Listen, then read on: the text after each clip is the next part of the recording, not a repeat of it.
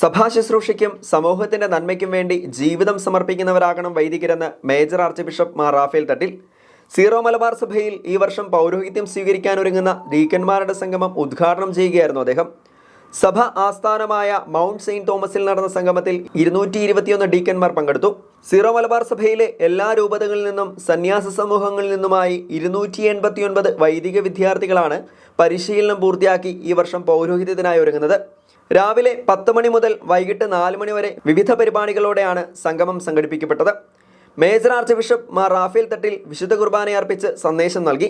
Zero Malabar commission for ക്ലർജിയുടെ chairman Mar Tony നീലങ്കാവിലും curia bishop Mar Sebastian വാണിയപ്പുരയ്ക്കലും സത്യാനന്തര കാലഘട്ടത്തിലെ പൗരോഹിത്യ ശുശ്രൂഷയിലെ വെല്ലുവിളികളുടെ വിവിധ തലങ്ങളെക്കുറിച്ച് ഡീക്കന്മാരുമായി സംവദിച്ചു. Clergy commission secretary father Joji Kallingal, office in charge sister Lincy Augustine MSMI എന്നിവർ സംഗമത്തിന് നേതൃത്വം നൽകി.